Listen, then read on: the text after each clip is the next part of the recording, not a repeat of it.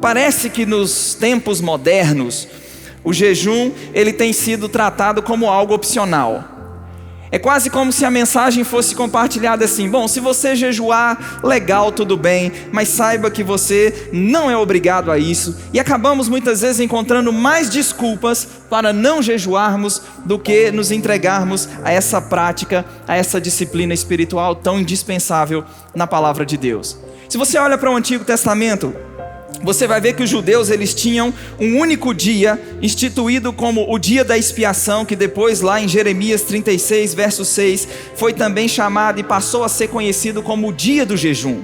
Você vai olhar em outros momentos, como em Joel capítulo 1 dos versos 13 e 14, jejuns convocados pelo próprio Deus. Você vai ver no Novo Testamento, ele está repleto de menções de jejuns. E fala não somente de pessoas que jejuaram, mas a forma como fizeram. E infere que também nós jejuaríamos.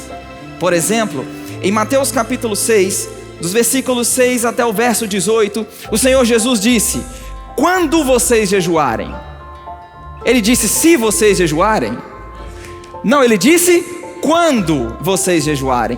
Quando vocês jejuarem, não fiquem com aparência triste como os hipócritas, porque desfiguram o rosto a fim de parecer aos outros que estão jejuando. Em verdade vos digo, eles já receberam a sua recompensa. Mas você, quando jejuar, unja a cabeça, lave o rosto, a fim de não parecer aos outros que você está jejuando, e sim ao seu pai que em secreto, e seu pai que te vê em secreto lhe dará a recompensa. E as palavras de Jesus deixa claro que ele esperava, no mínimo, ele esperava de nós essa prática.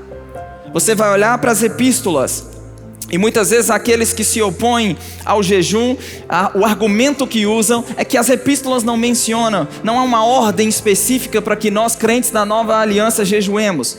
Bom, o nosso Senhor Jesus jejuou. Acredito que isso deveria ser razão e motivo suficiente para nos inspirar à prática. Amém, pessoal. Você vai ver o apóstolo Paulo, por exemplo, em 2 Coríntios, no capítulo 6, dos versículos 4 até o verso 10. Não vou ler todos os versículos, mas o contexto, ele diz: pelo contrário, em tudo nos recomendamos a nós como ministros de Deus, na muita paciência, nas aflições, nas privações, nas angústias, nos açoites, nas prisões, tumultos, nos trabalhos, nas vigílias, nos jejuns. Você vê que era uma prática na vida e no ministério do apóstolo Paulo. Ele se converte em Damasco, ele passa 3 dias sem comer e nem beber nada. Depois lá na frente, na igreja de Antioquia, no capítulo 13, a Bíblia diz que num ambiente de ministrar ao Senhor, de oração, de jejum, o Espírito Santo diz: separam para mim agora a Barnabé e a Paulo para a obra que os tenho chamado.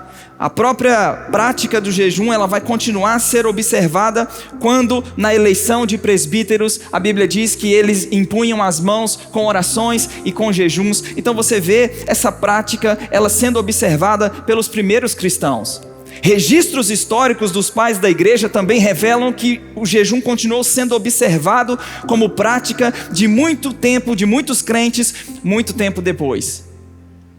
E honestamente falando, irmãos, o que Jesus, lembra que nós acabamos de mencionar Mateus capítulo 6, honestamente falando, o que Jesus ele não fez foi determinar duração, propósitos secundários ou periodicidade. Jesus mexeu mais com a razão, o porquê de se fazer. Amém? Está comigo? Diga comigo, o que é o jejum? O jejum, ele é, em essência, abstinência intencional de alimentos visando propósitos espirituais. O que é jejum? É você intencionalmente se abster de alimentos com propósitos espirituais. Vale destacar e mencionar que o jejum não é, de modo algum, de forma alguma, uma moeda de troca ou ferramenta de barganha com Deus. O jejum não é uma moeda de troca, não é uma ferramenta de barganha. Senhor, eu vou jejuar para que isso, aquilo aconteça ou aquilo chegue. Não, pelo contrário, a Bíblia diz, Romanos 8:32, que aquele que não poupou o seu próprio filho, antes por todos nós o entregou, não nos dará graciosamente com ele todas as coisas. Efésios 1:3 diz que você e eu já somos abençoados com toda sorte de bênção nas regiões celestiais em Cristo Jesus.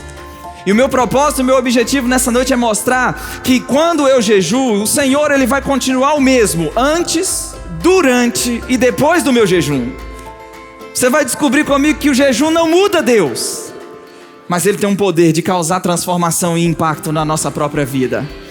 Então o jejum não é uma moeda de troca, não é uma ferramenta de barganha para que eu obtenha, alcance alguma coisa. Não, o justo vive pela fé.